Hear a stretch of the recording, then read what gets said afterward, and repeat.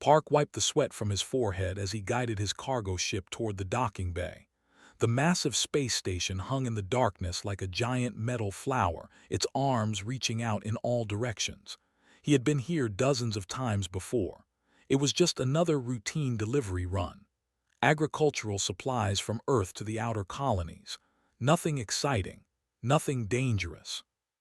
Station Epsilon 7, this is cargo vessel Blue Sky requesting docking permission. He spoke into the communication panel. A scratchy voice responded in translated Galactic Common. Permission granted, Blue Sky. Proceed to Bay 47. Sat in the co-pilot seat, checking the manifest on her data pad. She had been flying with for 3 years now. They made a good team. We're carrying grain, protein supplements, and seeds this time. Should be a quick inspection. Nodded. The station was always busy. Hundreds of alien species came here to trade goods from across the galaxy. Humans were still newcomers to this whole galactic community thing. Earth had only made contact with aliens 20 years ago. Most species still looked at humans like curious children who had just learned to walk. The ship settled into the docking bay with a gentle thud, went through the shutdown procedures while gathered their documentation. They both grabbed their bags and headed toward the exit ramp. The station's interior was bright and clean. The air smelled strange, like metal and something sweet that could never quite identify. Dozens of aliens moved through the corridors. Some walked on 2 legs like humans, others crawled on multiple limbs. A few floated using technology didn't understand. Same as always, said, gesturing toward the customs area. Scan, stamp, and we're free to unload. They joined a short line of travelers waiting to pass through the biometric scanners. These machines checked for weapons, diseases, and illegal goods, had passed through them countless times. It was boring but necessary. And guard waved him forward with one of its 4 arms. Step into scanner, stand still. Walked into the cylindrical machine. Blue light washed over him from top to bottom. He counted to 5 in his head, waiting for the usual beep that meant he was clear. Instead, the scanner made a sound like metal grinding against metal. Red lights began flashing. Sparks shot from the control panel. The guard jumped back, its antenna twitching wildly. "What's happening?" shouted, trying to step out of the scanner. "Stay where you are." Another guard rushed forward, this one carrying some kind of weapon. More alarms began blaring throughout the customs area. The scanner's display screen flickered with text in multiple languages. Caught the English translation. Critical energy source DETECTED Class 7 power generator. Extreme hazard. "I don't have anything," raised his hands. "Just my bag and my clothes." 6 more guards surrounded him now. One of them grabbed his bag and dumped the contents on the floor. Spare clothes, a data pad, some food bars, and personal items scattered across the ground. Nothing that could be classified as a power generator. Try to push through the growing crowd. "He's telling the truth. We're just cargo haulers. There must be a mistake." A tall figure approached through the gathering crowd. It stood nearly 3 meters high, its body made of what looked like purple crystal. This was Commander, the station's head of security. Had never met the commander before, but every trader knew the reputation. "Human's voice came through a translator device. "Explain the readings. You are emitting energy levels equivalent to a Class 7 fusion reactor. This is illegal on this station." "I don't know what you're talking about," felt panic rising in his chest. "I'm not carrying any reactors. Search me. Search my ship. I have nothing." Gestured to the guards. "Take him to containment. Scan everything. If he is carrying an illegal power device, we will find it." 2 guards grabbed arms. Their grip was strong, much stronger than a human's. They pulled him away from the scanner toward a secured area. He looked back and saw more guards surrounding. "Don't worry," he called to her. "It's just a misunderstanding. We'll sort it out." But doubt crept into his mind. What if the scanner was right? What if something was wrong with him? They took him to a small white room with no windows. A single chair sat in the center. Medical equipment lined the walls. A new alien entered, this one short and round with gray skin and large black eyes. "I am Doctor," the alien said. "Station medical officer. I need to scan you with our advanced equipment. Please sit." Sat down, he had no choice. "Doc, I feel fine. I don't know why your scanner went crazy." Doctor moved around him with handheld devices, taking readings. The alien's large eyes grew wider with each scan. "Fascinating. Absolutely fascinating." What do you see?" "The energy source," Doctor said slowly, "is you, not a device, not a weapon. Your body is generating massive amounts of energy. How are you doing this?" Shook his head. "I'm not doing anything, I'm just sitting here." "Your metabolic processes," the doctor continued, studying a display. "Your cellular respiration, your thermal regulation. Everything about your biology is producing energy at levels I have never seen in a natural organism. Are all humans like this?" "I have no idea," said. "Nobody ever told me I was some kind of walking battery." Doctor tapped on a data pad. "I need to test the other human on the station. There is a scientist named working in the xenobiology lab. If she shows the same readings, then this is not unique to you. This could be a species-wide trait." The door opened and Commander entered, ducking to fit through the frame. "Doctor, what have you found?" "Something unprecedented," Doctor said. "The human body naturally produces energy levels far beyond any known biological organism in the galactic database. If my theory is correct, every human is a living power generator." His crystal body seemed to pulse with different colors. "This information must be contained. If the wrong parties learn of this, humans could become targets for exploitation. Or worse." Felt his stomach drop. He had come here to deliver grain. Now he was apparently some kind of biological power plant that could put his entire species at risk. "Can I at least talk to my co-pilot?" he asked. "She is being questioned separately," said. "For now, you stay here. We need to understand what we are dealing with before this information spreads." But could see it in their expressions. The information was already spreading. Word traveled fast on a station with thousands of aliens from hundreds of worlds. Soon, everyone would know about the humans who burned with energy like living stars. He leaned back in the chair and closed his eyes. This was supposed to be a simple delivery run. 3 hours had passed since they locked in the medical room. Doctor had run every test imaginable: blood samples, tissue scans, brain activity monitors. Each test showed the same impossible result. His body was producing energy like a miniature star. The door slid open and another human walked in. She was older than, maybe in her 40s, with short black hair and tired eyes. She wore a scientist's uniform with the station's logo on the sleeve. She said, extending her hand. "Doctor called me down here. He said something about energy readings." Shook her hand. "They think I'm some kind of power generator. Their scanner went crazy when I tried to enter the station." Frowned. "That's strange. I've been living on this station for 2 years. I pass through scanners every day. Nobody ever said anything about energy readings." Doctor gestured toward another scanner in the corner. "Please, Doctor, stand there. Let me take new readings with our updated equipment." Shrugged and stood in the designated spot. The scanner hummed to life. Within seconds, the same red lights began flashing. The same warnings appeared on the screen. "Critical energy source DETECTED." What? Stared at the readings. "That's impossible. I'm not doing anything unusual." "Neither was I," said, "but apparently we're both walking reactors." Doctor was frantically taking notes. "This confirms my theory. It is not just you, Park. It is a human trait. We need more test subjects." Commander entered the room again. "I have gathered the other humans currently on the station. There are 5 total.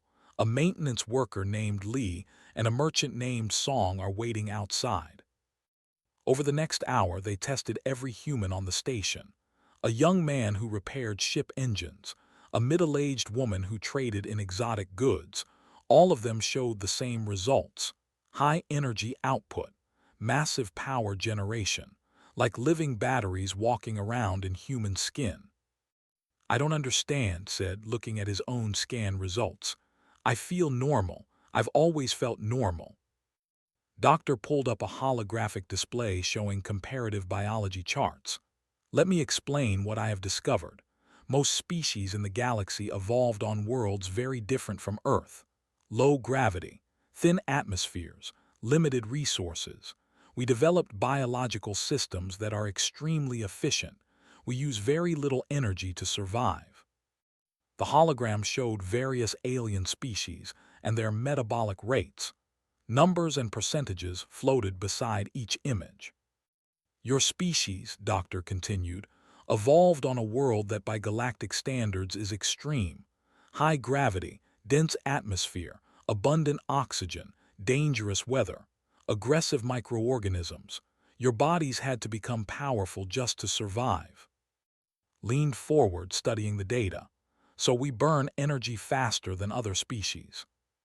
"Much faster," Doctor said. "Most galactic species operate at 1 to 5% metabolic efficiency. Humans operate at 40%. You consume massive amounts of energy, but you also produce massive amounts. Your cellular respiration alone generates more power than some species' entire bodies." "Why didn't anyone notice this before?" asked. "Earth only joined the galactic community 20 years ago," Doctor explained. "Initial contact was limited. Most species avoid your world because they find it too dangerous. High gravity hurts their bodies. Your diseases are too aggressive. Your weather patterns are violent. The few aliens who visited Earth used old scanning equipment that missed the energy signature. So we've been walking power plants this whole time and nobody knew." Felt both amazed and worried. Commander's crystal body pulsed with a dark red color. "This information is dangerous. The Galactic Commerce Guild will see humans as resources, free energy sources.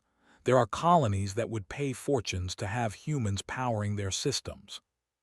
The door burst open. A well-dressed human man rushed in, followed by 2 alien guards. He looked furious. "My name is Nam," the man said. "I represent the Helix Corporation. I need to speak with these humans immediately." "This is a secure area," said. "You have no authority here." Pulled out a data pad. "I have contracts here, standard employment agreements. If humans are generating energy, they can work for us.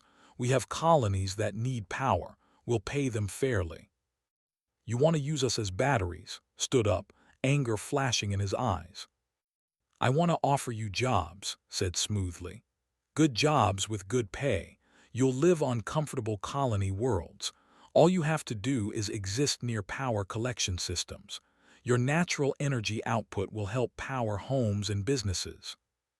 "That sounds like slavery with extra steps," said.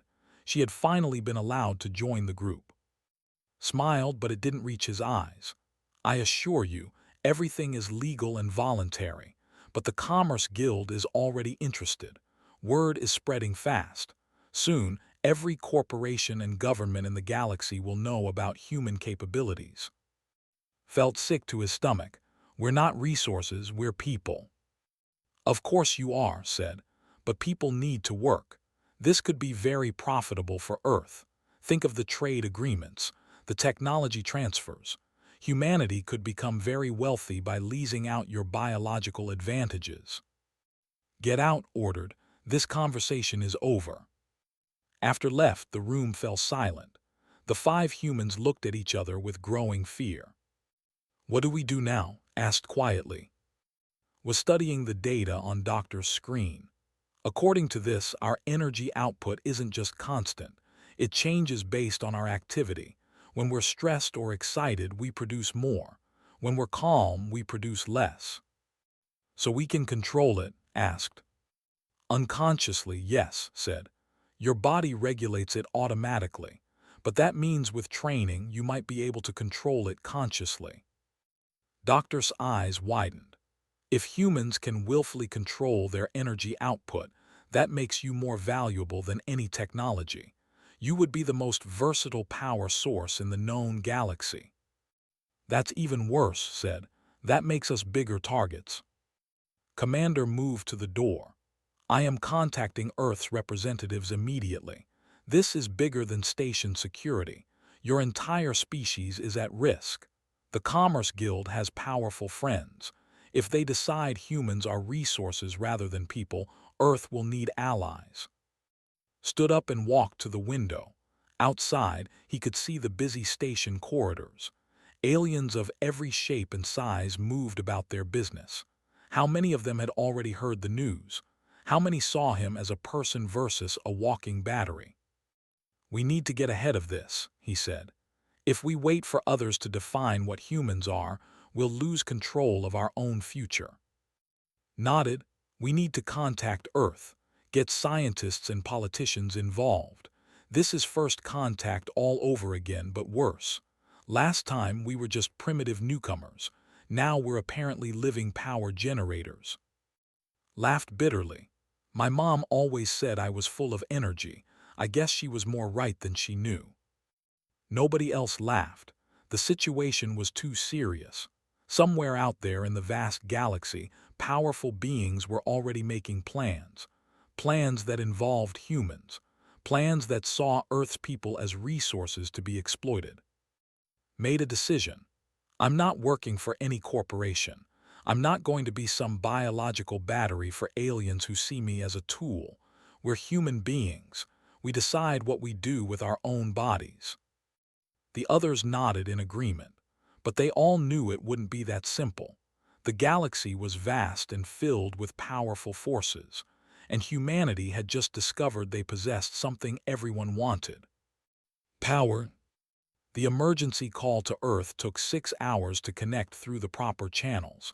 Sat with the other humans in a secured conference room while they waited. Station security had posted guards outside the door. Not to keep them in, Commander explained, but to keep others out. When the holographic display finally activated, a woman's face appeared. She looked professional and sharp, wearing the formal uniform of Earth's diplomatic corps. I am Ambassador Han, she said. I represent Earth's interests in the Galactic Coalition. Commander briefed me on the situation. I need to hear it from you directly. Explained everything. The scanner malfunction, the tests, the energy readings, doctors' findings about human metabolism. He told her about Nam and the corporate interest, about how quickly word was spreading through the station. His expression grew darker with each detail. This is worse than I feared. The Commerce Guild has already contacted our office on Earth. They're proposing humanity join as an energy-providing species. They're offering technology and trade benefits in exchange for human workers. Workers, said bitterly. They mean slaves. They use better words, said. But yes, the Guild sees an opportunity. There are thousands of colonies struggling with power shortages. Human presence could solve those problems. They will push hard for this. Spoke up, can't Earth just refuse? Say no to the whole thing. Sighed, Earth is still new to galactic politics. We have limited influence. If the Guild decides humans are resources rather than full citizens, they have ways to enforce that classification. Legal ways. They control most galactic trade. They can embargo Earth, cut us off from advanced technology, make life very difficult. So we're trapped, said. Not yet, replied. We have time to build a defense, political, legal, and if necessary, military, but I need information. Doctor, are you there? The alien scientist moved into view of the camera. Yes, Ambassador. Send me all your data, everything you found about human biology and energy production. I'm calling an emergency session of the Galactic Council. We need allies, species that will support human rights over commercial interests. Doctor's large eyes blinked slowly. I will send everything. But Ambassador, there is more you should know. Human energy output is not just high, it is controllable. Humans unconsciously regulate their power generation based on emotional and physical states. Leaned forward, explain. Took over the explanation, using the data on her pad. Our tests show that stress, fear, and physical activity increase energy output. Calm and rest decrease it. The human body naturally adjusts, but this suggests that with training, humans could consciously control how much energy they generate. That makes us even more valuable, said, and more vulnerable. It makes you unprecedented, said. I don't know of any other species with controllable biological energy output. This is going to change everything. The holographic display flickered. Interference on the line, when it cleared, looked alarmed. Someone is trying to tap into this transmission. I need to go. Stay safe. Trust no one outside your group. I will contact you when. The transmission cut out completely. Commander immediately activated the station's internal scanners. We are being monitored. Multiple unauthorized signals detected. Someone is very interested in this conversation. Who asked? Before could answer, alarms began blaring throughout the station. Red emergency lights flashed in the corridors. An automated voice announced in multiple languages, "Security breach. Unauthorized entry detected. All personnel to emergency stations." The door to their conference room slid open. A guard rushed in, speaking rapidly and translated. "Commander, a ship just appeared near the station. They did not request docking permission. They are scanning us with military-grade equipment." His crystal body pulsed with bright red urgency. What kind of ship? Tyro's hegemony warcruiser. The humans looked at each other in confusion. Who are they? Asked. Doctor's voice was filled with fear. The Tyro's hegemony is a militant empire. They control 17 star systems. They have been seeking new power sources for decades. Their war machine requires massive energy to operate. And they just found out about humans, said, his stomach sinking. Commander was already issuing orders through a communication device. All security forces to alert status. Activate station defense shields. Prepare to repel boarders if necessary. They wouldn't attack a civilian station, said. Would they? The Tyros respect only strength, said. If they believe humans are the power source they need, they will take them. Treaties and laws mean nothing to them. Stood up, we need to hide. Get off this station somehow. Too late, said, watching displays showing the approaching warship. They will be scanning for human biosignatures. Your unique energy output makes you easy to track. They already know you are here. A new face appeared on the holographic display. This one was alien, tall and thin, with green-scaled skin and yellow eyes. It spoke in perfect galactic common. Station Epsilon 7. This is captain of the Tyro's hegemony. We are aware you harbor human specimens. We require these specimens for research purposes. Transfer them to our custody immediately, and your station will not be harmed. Commander responded firmly. The humans on this station are free citizens under galactic law. They are not specimens. They are not cargo. Leave immediately or face consequences. Captain smiled, showing sharp teeth. You have 1 hour to comply. After that, we will board your station by force. The transmission ended. Grab's arm, what do we do? Before anyone could answer, a small explosion rocked the station. The lights flickered. More alarms sounded. What was that? Asked, clutching a table for support. Doctor checked his data pad. The station shields, they have been sabotaged. Someone disabled them from the inside. Turn to the guard. Find the saboteur now. Commander, another voice came through the communication system. We found him. It is the human male Nam. He is in the shield control room. We are moving to apprehend. Felt rage building in his chest. He's working with them. He's been working with the Tyros this whole time. The corporate offer was fake, realized. He was scouting for the hegemony, getting close to humans, learning about us. Another explosion, closer this time. The station shook violently. Through the window, could see small attack craft launching from the Tyro's war cruiser. "They are boarding us," said. "All humans, come with me. We need to get you to the secure bunker." They ran through the corridors as chaos erupted around them. Aliens were screaming, rushing to safety. Station security forces rushed in the opposite direction, toward the docking bays where the attack craft would arrive. Saw something that made him stop. A Tyro's soldier, already aboard somehow, was dragging a worker down a side corridor. That was unconscious. "They're already here," he said. A blast of energy flew past his head, missing by centimeters. A Tyro's soldier stepped out from behind a corner, holding a weapon. Pulled out his own weapon and returned fire. "Run! Get to the bunker!" They ran, but more Tyro's soldiers appeared ahead of them. They were surrounded. The soldiers carried strange weapons that glowed with blue energy. "Capture only," one soldier said. "The commander wants them undamaged." A shot hit. He collapsed, not injured but paralyzed. Some kind of stun weapon. Pulled behind a storage container. "We can't fight them." His mind raced. They were trapped. The Tyro's soldiers were closing in, and somewhere on the station, a traitor had sold out humanity's freedom for whatever the hegemony had promised him. He looked at his hands. Doctor had said humans could control their energy output, maybe under extreme stress, maybe when their lives depended on it. It was time to find out if that was true. "Get ready to run," he told. "What are you going to do?" Didn't answer.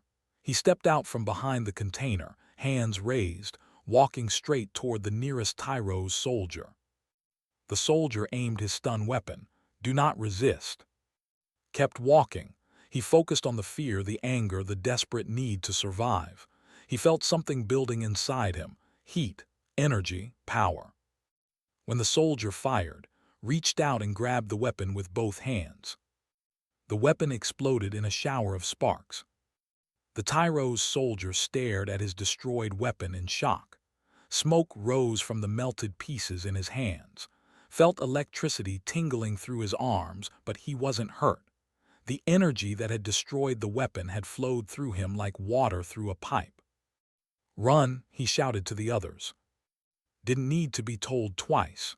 She grabbed the still stunned and pulled her down the corridor. Helped to his feet. The stun effect was already wearing off. More Tyro's soldiers appeared, firing their weapons. Ducked behind a wall as energy blasts scorched the metal above his head. His heart pounded. His skin felt hot. He could feel the energy building inside him again, responding to his fear and adrenaline. Commander was fighting 3 soldiers at once, his crystalline body deflecting some shots while returning fire. "We cannot hold them off. There are too many." Looked around desperately. They were near the station's cargo section. Massive containers lined the walls, waiting to be loaded onto ships. Power conduits ran along the ceiling, feeding energy to the loading equipment. An idea formed in his mind, probably a stupid idea, but they were out of options. "Get everyone to the cargo bay," he yelled. "I have a plan." "What plan?" shouted back. "Just trust me." They fought their way to the cargo bay entrance. Doctor had joined them somehow, carrying a medical kit and looking terrified. More station security arrived, forming a defensive line against the advancing Tyro's soldiers. Inside the cargo bay, ran to the main power control panel. He had loaded cargo hundreds of times. He knew these systems. Every cargo bay had massive power feeds to run the magnetic clamps and gravity lifts. "What are you doing?" asked. "If humans are walking power generators," he said, fingers flying over the controls, "then maybe we can overload their equipment, make ourselves too dangerous to capture." He rerouted power from the cargo systems to the bay's external sensors. Then he opened the safety limiters. Warning signs flashed on the screen, telling him he was doing something dangerous and stupid. "Everyone touch a power conduit," he ordered. "Those metal lines on the walls." "That will electrocute us," protested. "We generate energy," said. "Maybe we can channel it instead of absorbing it. Maybe we can become weapons instead of targets." The Tyro's soldiers breached the cargo bay doors. At least 20 of them poured in, weapons ready. Captain walked behind them, confident and smiling. "Surrender now," said. "You have no escape. Come peacefully and you will be treated well." Placed both hands on a power conduit. He felt the current flowing through the metal. He focused on pushing his own energy into it instead of pulling energy out. The heat inside him built to painful levels. "Everyone now," he shouted. And all grabbed conduits. For a moment, nothing happened. Then the lights in the entire cargo bay flared bright white.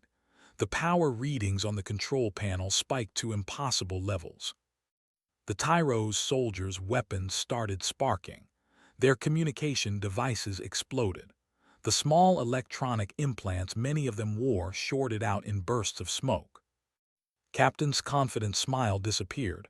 "What are you doing?" "Surviving," said through gritted teeth. The power surge spread through the station's electrical grid like a wave. Every system connected to the cargo bay overloaded. Lights exploded throughout the section. The Tyro's soldiers screamed and dropped their weapons, which were now too hot to hold. But the surge was affecting the station too. Alarms blared warnings about cascading power failures. The gravity flickered, making everyone float for a few seconds before slamming back down. "Stop," Doctor shouted. "You are destroying the station's reactor systems." "Let go of the conduit." The other humans did the same. His hands were red and painful but not seriously burned. The tingling sensation slowly faded from his body. The Tyro's soldiers retreated, their equipment ruined. Captain glared at them with hatred. "You will regret this. The hegemony does not forget insults." "Neither do humans," said. The soldiers to their ships. Through the windows could see the Tyro's war cruisers' lights flickering. Had the power surge reached their ship somehow? He didn't know, but they were pulling back. Commander approached, his crystal body pulsing with colors had never seen before. "That was either the bravest or most foolish thing I have witnessed. You nearly destroyed my station." "But we didn't," said weakly. She was leaning against a wall, looking exhausted. "And we drove them off." "For now," said, "they will return with better equipment. Equipment designed to counter your abilities." Doctor was frantically scanning all 5 humans with a handheld device. "Remarkable. Your energy output spiked to levels that should have killed you, but your bodies adapted. You channeled the power through yourselves without major damage."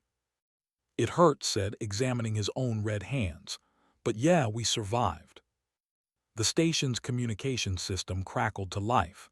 Ambassador's voice came through.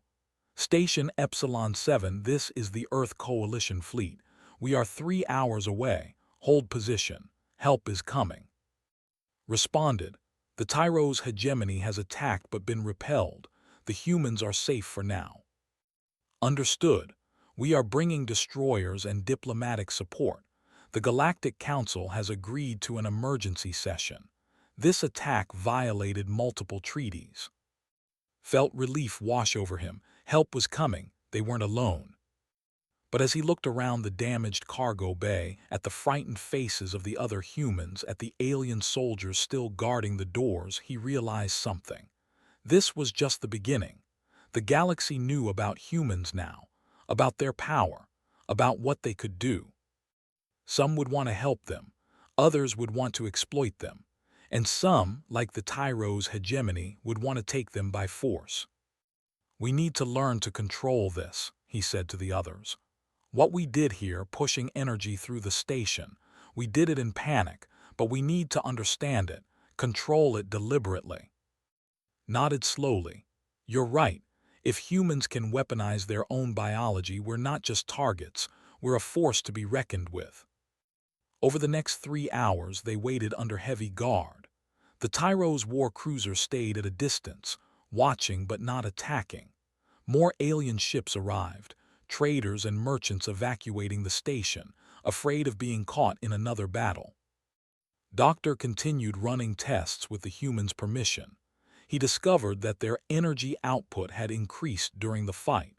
Their bodies had adapted to the stress, becoming more powerful under pressure. It is like a muscle, he explained.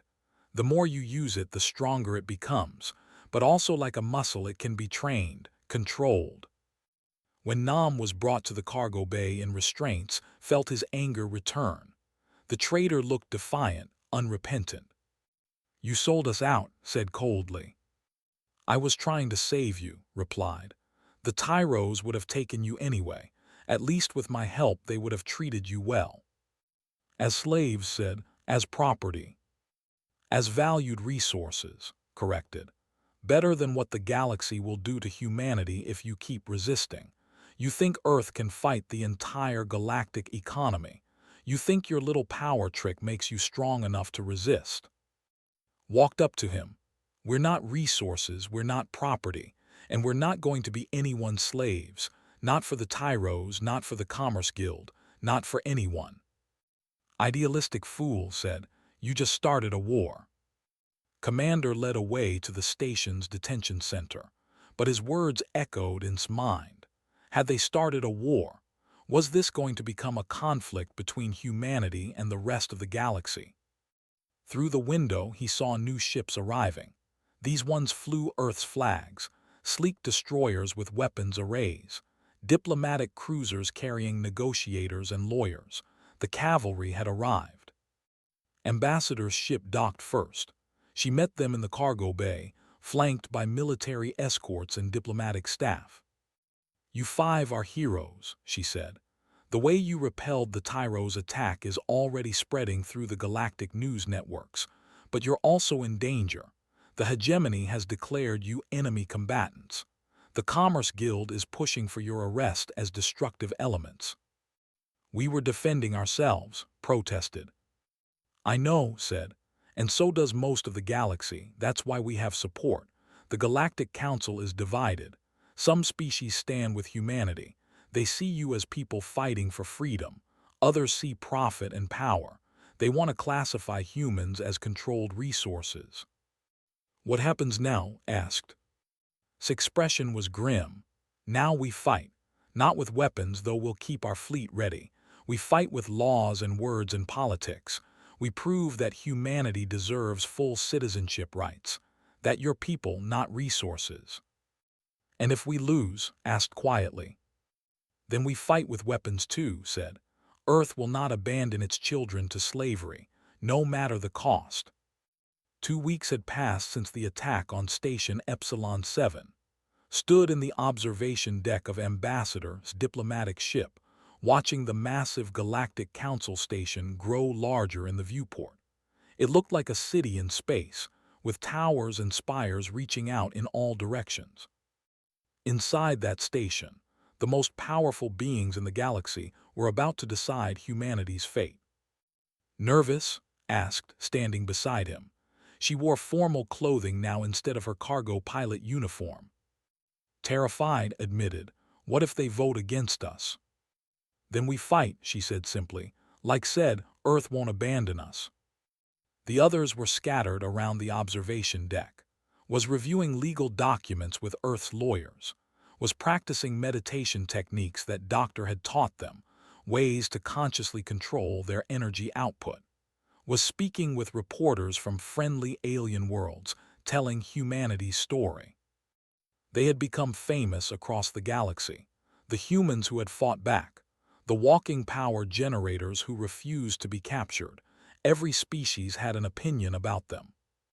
Ambassador entered the observation deck, accompanied by Commander.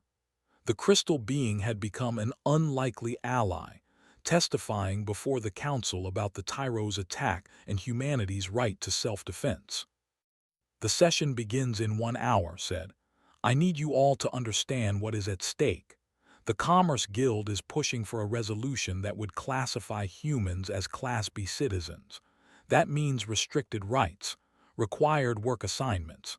Essentially, legal slavery with polite words. "What are our chances?" asked. "The council is split," said. "We have strong supporters. The Alliance sides with us. So do the Crystal Confederation and about 30 smaller species. They see the danger in allowing biological traits to determine rights."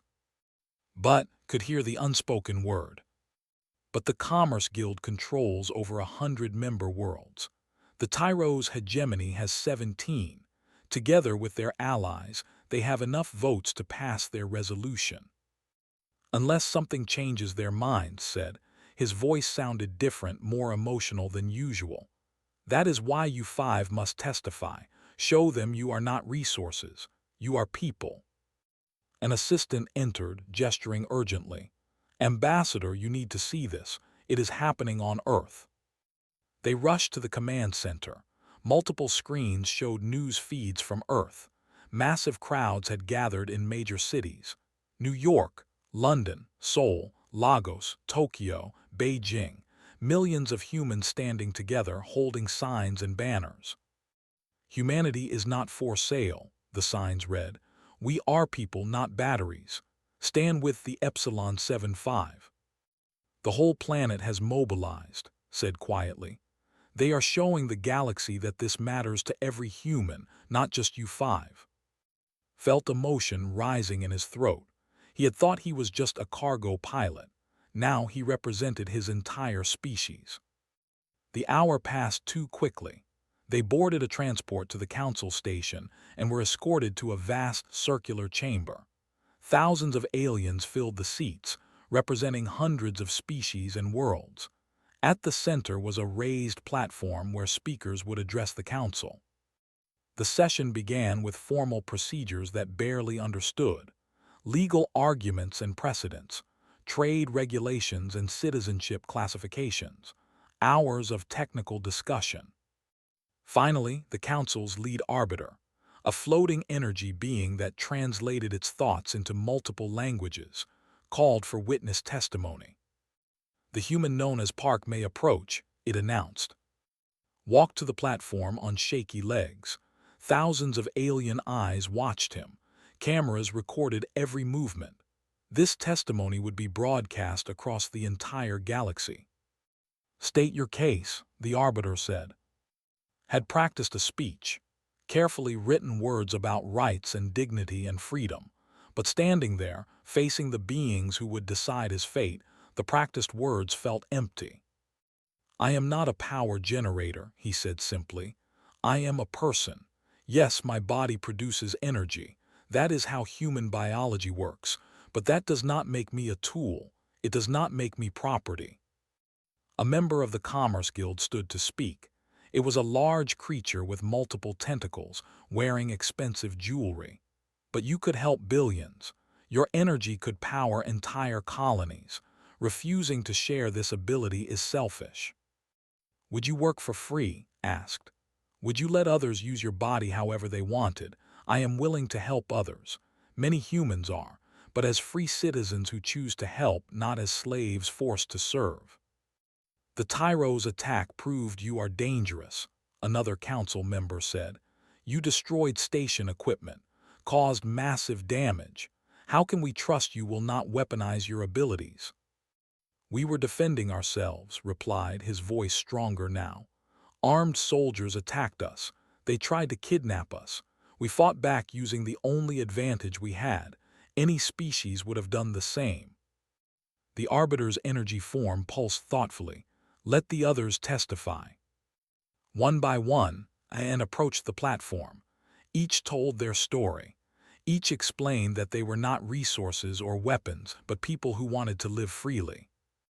Then Doctor approached, speaking as both a scientist and a friend to humanity. "I have studied these humans extensively. Yes, their biology is unusual, but unusual does not mean less than. It means different. Every species in this council has unique traits. We do not enslave them for their strength. We do not cage the crystalline for their beauty. We should not exploit humans for their energy." Commander spoke next, his crystal body glowing with passionate colors. "The Tyro's attack was illegal. unprovoked. If we allow them to claim humans as resources, we set a dangerous precedent. Any species with unique biology could be targeted next. The debate continued for hours. Arguments flew back and forth. Some council members spoke in support, others pushed for exploitation. The galaxy was divided. Finally, the arbiter called for a vote. All members, cast your decisions. Should humans be granted full Class A citizenship rights or restricted to Class B resource classification? The chamber fell silent, watched as voting lights appeared throughout the room, green for full rights, red for restrictions. The lights flickered and changed as thousands of representatives made their choices. The count was close, too close. Then something unexpected happened. One of the Tyro's representatives stood. The hegemony wishes to change its vote. Shocked murmurs filled the chamber. Captain himself approached the platform, looking uncomfortable. "We have reviewed our position," said stiffly. "The humans demonstrated considerable combat capability. Enslaving such a species would be impractical. We vote for full citizenship." Realized what had happened. The Tyros didn't support human rights because it was moral. They supported them because humans had proven dangerous. Because enslaving a species that could overload your equipment and fight back was more trouble than it was worth. But the reason didn't matter. The vote changed. The final count appeared on the central display. By a slim margin, humanity had won full citizenship rights. The chamber erupted in noise. Some cheered, others protested. Security forces moved to maintain order. Ambassador hugged each of the 5 humans. Tears streamed down her face. "You did it. You saved humanity's future." "We just told the truth," said. "Sometimes the truth is enough," replied. The arbiter's voice cut through the chaos. "The resolution is passed. Humans shall be granted full Class A citizenship rights within the Galactic Coalition. Any attempt to exploit, enslave, or forcibly utilize human biological traits shall be considered a violation of galactic law." More text appeared on the displays. Furthermore, the Human Protection Accords are hereby established. These accords specify that all research involving human bioenergetics must have full informed consent. Humans maintain complete autonomy over their own bodies and biological functions. Any colony or corporation employing humans must meet Class A labor standards. Felt relief wash over him. They had won. Not completely. The accords included provisions for humans to voluntarily work in energy-related fields, which meant corporations would still try to exploit them through economic pressure. But it was legal protection. It was recognition of their humanity. "What happens now?" asked. "Now we go home," said. "Back to Earth, and we figure out what humanity does with this new knowledge about ourselves." Over the following months, everything changed. Earth established new training programs to help humans understand and control their energy abilities. Some people volunteered to work in power generation, earning excellent wages as free contractors. Others joined Earth's defense forces, learning to weaponize their natural abilities. Returned to cargo hauling, but things were different now. Stations treated him with respect, some with fear, some with curiosity, but never again as a resource to be exploited. He passed through scanners at every port. They still registered him as a power generator. He no longer worried about that. Let them see what he was. Let the whole galaxy know that humans were walking generators who chose their own path. Started a consulting company with him, helping alien colonies optimize their power systems while teaching humans to use their abilities safely. Joined Earth's new bioenergetic defense force, becoming an instructor. Opened a cultural center on Station Epsilon 7, showing the galaxy that humans were more than their biology. Continued her research, unlocking the science behind human energy production. 1 year after that fateful scanner malfunction, stood in the same customs line at Station Epsilon 7. The same guard waved him forward. "Step into scanner," the guard said, just like before. Walked into the machine. The lights washed over him. The display showed the same reading. Critical Energy Source DETECTED Class 7 Power Generator. But this time no alarms blared. No weapons were drawn. The guard simply nodded. "Welcome back to Station Epsilon 7, Mr. Park. Your cargo clearance is approved." Smiled and walked through. Behind him, more humans passed through scanners. Each one registered as a power generator. Each one walked free. Earth had joined the galaxy not as victims or resources, but as equals, as people who possessed something extraordinary and refused to let others define what that meant. The galaxy had learned an important lesson. Humans were not batteries to be drained. They were not tools to be used. They were living beings with the power to light up stars and the will to decide their own destiny. And that made them the most dangerous power source in the known universe.